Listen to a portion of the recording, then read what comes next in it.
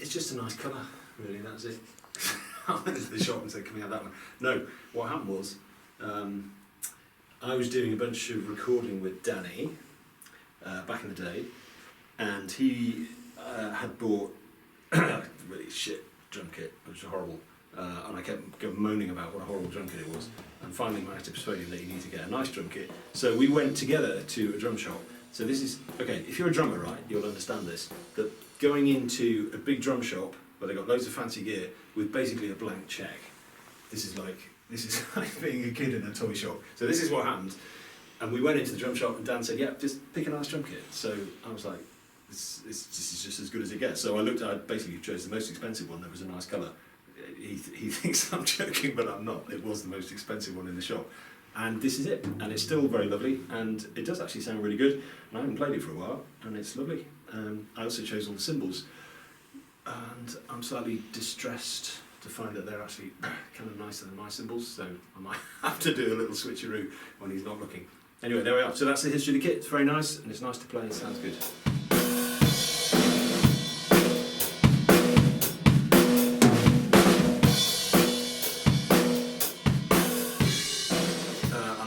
Through a lot of the prog stuff I've done, yeah, it's like extra, more tom-toms, more cymbals, more everything, more fills, more this, that and the other.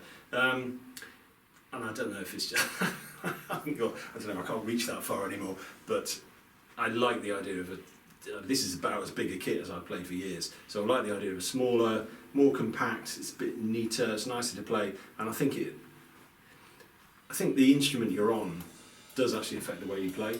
So when you've got more things to hit, well, guess what? You hit more things, and it changes the way you play. So I actually think if you want big fancy fills that go on for hours, and look at me showing off all the time, probably lots of tom-toms is what you need. But with a smaller kit, I think it makes you, I hate to say back to basics, that's like tourist, isn't it? But it does make you play in a simpler, more straightforward fashion.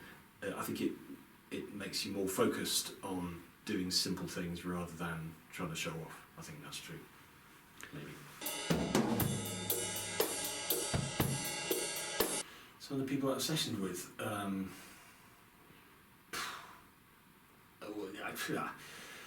depends whether you mean proggy stuff. I mean, I've done lots of stuff with Rob Reed, for example, F2 records.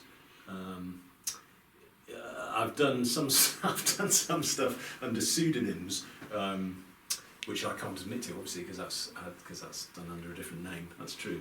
But I did a load of albums for Magenta and Cyan. I've done, I suppose, proggy-wise, Stackridge would count as prog, sort of folky prog. Anyway, I did an album with them and two albums with them actually, and a whole load of gigs. Other than that, I mean, I've done sessions for all kinds of, lots of different singer-songwriters, lots of different styles. So kind of African pop and Scottish folk and bluegrass and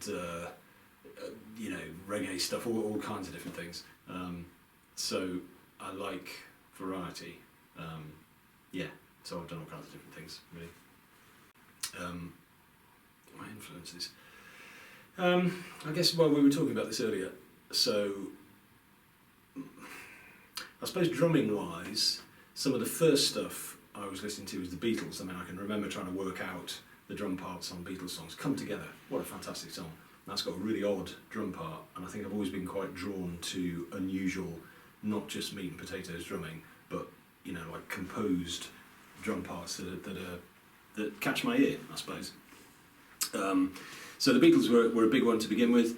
I did hit Genesis, Phil Collins, when in his pomp, in the sort of when would that have been, mid-70s, I suppose. So I was listening to Sailing England by the Pound, Lamb Lies Down on Broadway. They were two massive albums for drumming, like to try and learn the drum parts and play along. That's quite a tough ask for a self-taught kind of 14-year-old. That's like pretty ambitious.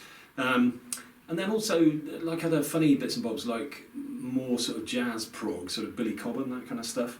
Not that I could play like him, I still can't play like him, but that was a great kind of target to aim at. And then other just random bits and bobs really. Jim Keltner, session player, who kept popping up on albums that I liked. Playing with George Harrison or Ry Cooder or, well, in later years, Gillian Welsh and all kinds of funny people he's played with. So I've kind of followed him a little bit because I love his style. Another sort of just random albums like Marquee Moon by Television, punk stuff almost. Great drumming on that. And I can remember listening to that a lot thinking, ooh, I can't do that, what's he doing? So it's always through music that I like that's driven, you know, what I want to play, just because I think, oh, I want to be able to do that. And so that's why you practice, kind of thing. How did I get the job? I don't know if I got it yet. I'm just bashing away and see if they like it. Just through Danny, really. Having worked with him, well, we were trying to decide how long it is. Really quite a long time, probably almost 30 years I've been playing with him on and off, doing all kinds of different things. So I did the Fireworks album with him a long time ago, and I guess he remembered that and thought I might be worth to put up for this. So we'll see how it pans out.